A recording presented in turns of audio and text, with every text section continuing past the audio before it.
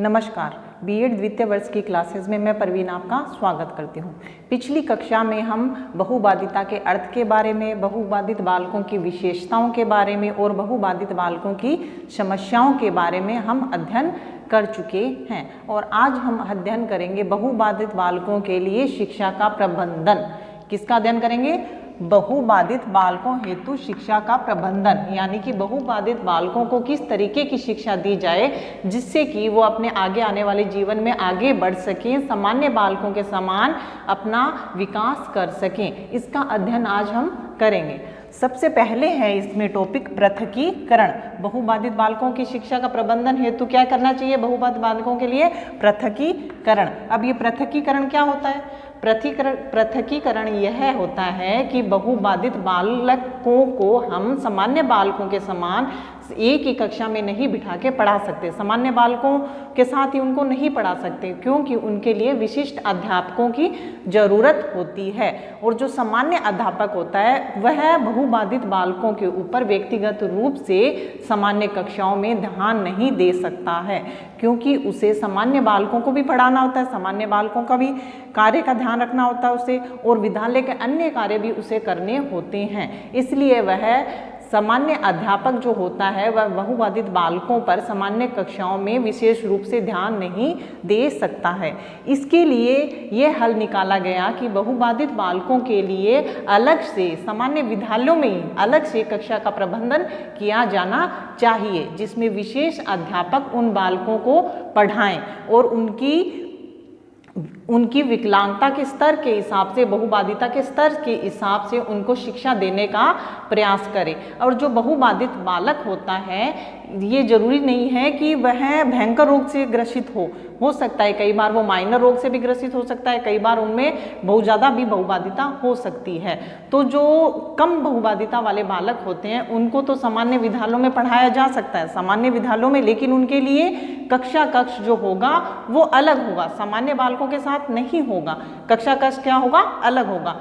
लेकिन जो भयंकर रूप से ग्रस्त होते हैं बहुबाधिता से बालक, उनके लिए ये व्यवस्था की जानी चाहिए कि उनके लिए विद्यालय भी अलग हो। क्या हो? उनके लिए विशेष कक्षाओं के साथ साथ विशेष विद्यालयों का भी निर्माण करना चाहिए। और विशेष विद्यालयों में विशेष अध्यापक के अलावा चिकित्सक, मनोवैज्ञानिक और उनसे जुड़े अन्य लोग जैसे अभिभावक उनके, वो भी उन विद्यालयों में हिस्सा लें ताकि बहुबाधित बालक का विकास अच्छे से हो सके। तो पृथकीकरण क्या हुआ कि बहुबाधित बालक को सामान्य विद्यालयों में, जो कम बहुबाधिता से ग्रसित है उन्हें तो सामान्य विद्यालयों में एक अलग कक्षा, विशेष कक्षाओं में पढ़ाया जाए विशेष अध्यापक के द्वारा, और जो भयंकर रूप से ग्रसित बालक है बहुबाधिता से, उस बालक के लिए विशेष विद्यालयों का निर्माण किया जाए, उन बालकों को विशेष विद्यालयों में एडमिशन दिया जाए और उन विद्यालयों में विशेष अध्यापक के अलावा मनोवैज्ञानिक, चिकित्सक और उस बालक के जो अभिभावक हैं वो भी भाग लें ताकि उस बालक का अच्छे से विकास हो सके। तो यह हुआ पृथकीकरण। पृथकीकरण करने से बहुबाधित बालक का शिक्षा का विकास अच्छे से हो पाएगा। नेक्स्ट है शिक्षण व्यवस्था। क्या है नेक्स्ट? शिक्षण व्यवस्था। अब बहुबाधित बालक के लिए इस तरीके की शिक्षण व्यवस्था की जानी चाहिए कि वह उसका संपूर्ण रूप से विकास हो सके, क्योंकि हर जो बालक है उसकी बहुबाधिता का स्तर अलग होता है, उसकी विकलांगता का स्तर अलग होता है। उसकी विकलांगता वो आंशिक भी हो सकती है, पूर्ण दिव्यांग भी हो सकता है, औसत भी हो सकता है।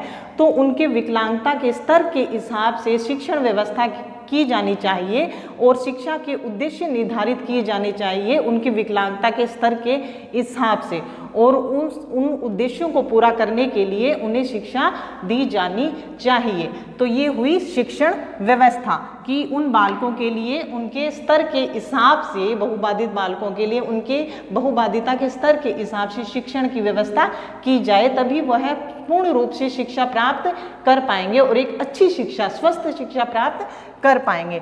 नेक्स्ट है आवश्यक सामग्री का होना। किसका? आवश्यक सामग्री का होना। अब जो बहुबाधित बालक होते हैं इनके लिए आवश्यक सामग्री भी होनी चाहिए, इनको पूरी फैसिलिटीज दी जानी चाहिए। जो विशेष विद्यालय होते हैं उनमें तो उनके लिए पूरी फैसिलिटीज होती है बहुबाधित बालकों की, क्योंकि वो उन विद्यालयों का निर्माण ही बहुबाधित बालकों को ध्यान में रख के किया जाता है। लेकिन जो सामान्य विद्यालय होते हैं, इन विद्यालयों में भी जो कम बहुबाधिता से ग्रसित बालक हैं उनके लिए आवश्यक जो सामग्री होती है इसकी व्यवस्था की जानी चाहिए, ताकि वो भी सामान्य बालकों के साथ में अच्छे से पढ़ सकें। बहुबाधित बालकों को इस तरीके की मेज कुर्सी उपलब्ध करानी चाहिए ताकि उनको बैठने में दिक्कत ना हो। जो शारीरिक रूप से विकलांग बालक है वो अच्छे से पढ़ सके, शारीरिक रूप से विकलांग बालक है उसके लिए व्हील चेयर की व्यवस्था की जाए, और जो जैसे दृष्टिबाधित बालक है उसको ब्रेल लिपि से पढ़ाने की व्यवस्था की जाए। तो इन सब आवश्यक सामग्रियों के व्यवस्था करने से हम बहुबाधित बालकों को एक सामान्य विद्यालय में भी शिक्षा दे सकते हैं, लेकिन उनके लिए विशेष आवश्यक सामग्री की आवश्यकता पड़ती है। नेक्स्ट है उपयुक्त व्यवहार को विकसित करना। क्या है? उपयुक्त व्यवहार को विकसित करना। जो बहुबाधित बालक हैं उनको इस तरीके की शिक्षा दी जाए कि उनका व्यवहार अच्छा हो, उनका व्यवहार अच्छे से विकसित हो सके, वो भी अपने आप को सामान्य बालकों के समान पढ़ सकें, सामान्य बालकों से अपने आप को हीन ना समझे, समाज में अपने आप को हीन ना समझे और अपने जीवन में आगे बढ़ सकें। क्योंकि बहुबाधित बालक होता है उसका मानसिक विकास तो सामान्य बालकों के समान ही होता है। सामान्य बालक उनकी जो मानसिक क्षमता होती है वो औसत भी हो सकती है और काफ़ी अच्छी भी हो सकती है, लेकिन जब वो समाज के संपर्क में आता है तो वो अपने आप को हीन समझता है, क्योंकि उसे लगता है कि वह सामान्य बालक के समान नहीं है और सभी समाज के लोगों का ध्यान उसकी तरफ जाता है, तो वो अपने आप को हीन समझता है। वो लोगों का ध्यान अपनी ओर आकर्षित करता है।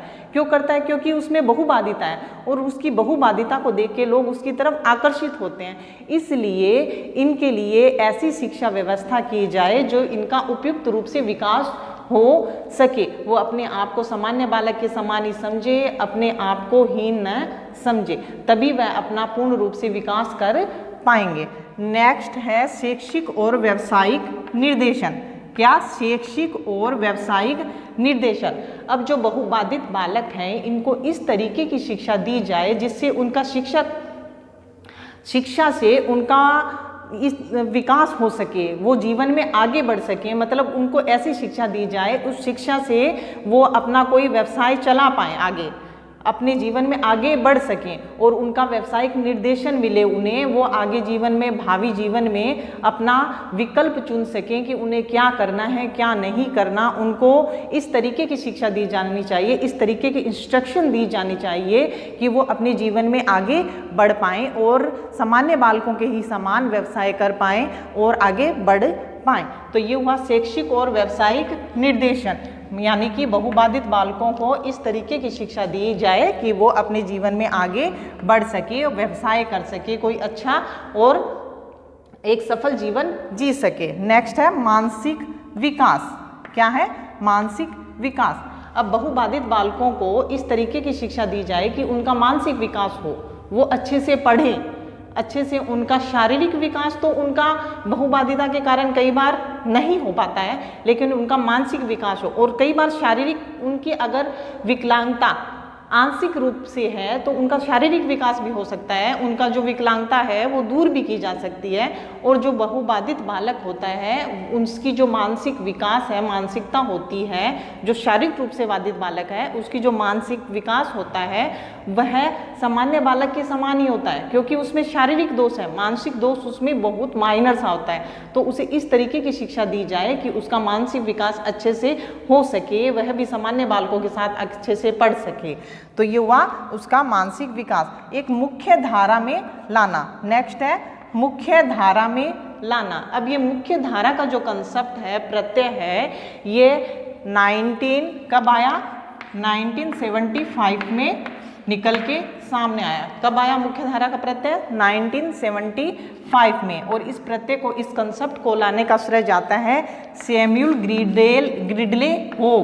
किसको? सैमुअल ग्रिडले होव, जो ये एक अमेरिकन विद्वान थे। इनको इस प्रत्यय को, इस कंसेप्ट को लाने का श्रेय जाता है। इन्होंने 1975 में ये प्रत्यय लेके आए। और इस प्रत्यय में मुख्य धारा में जो लाना, इसका क्या मतलब है कि जो बहुबाधित बालक हैं, इनको भी शिक्षा की मुख्य धारा से जोड़ा जाए, इनको भी सामान्य बालकों के समान शिक्षा प्राप्त हो सके। ये सैमुअल ग्रिडले होव ने ये प्रत्यय लेके आए कि वह भी सामान्य बालकों के समान बहुबाधित बालक भी सामान्य विद्यालयों में पढ़ सके। और ये आया 1975 में। कब आया प्रत्यय?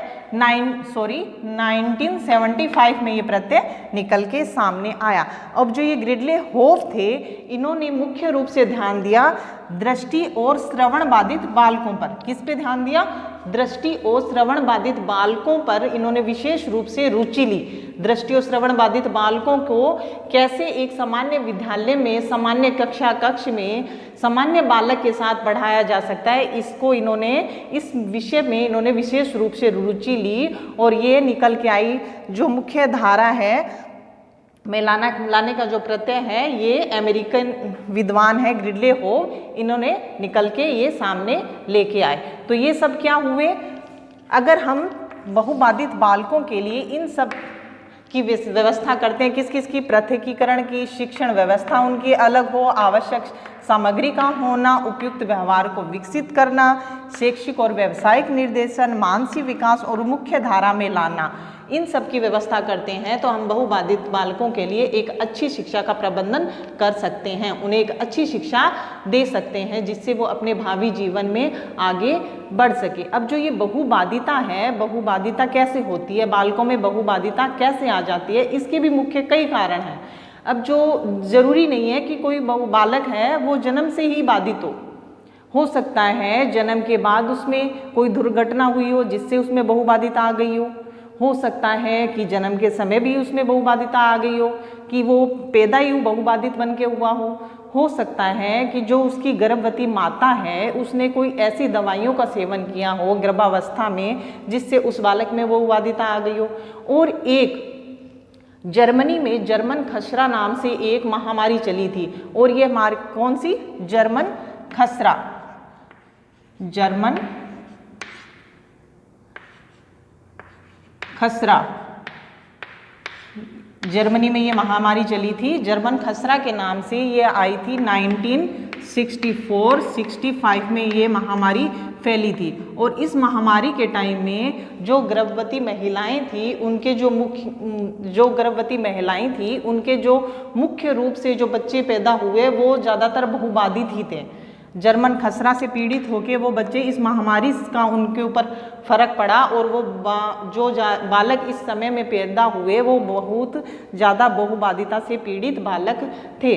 तो जो ये सब कारण होते हैं कि एक बालक में बहुबाधिता आ जाती है। आज के लिए इतना ही। अगर आपको मेरी टीचिंग अच्छी लगी हो, इस चैनल को लाइक करें, शेयर करें, सब्सक्राइब करें। धन्यवाद।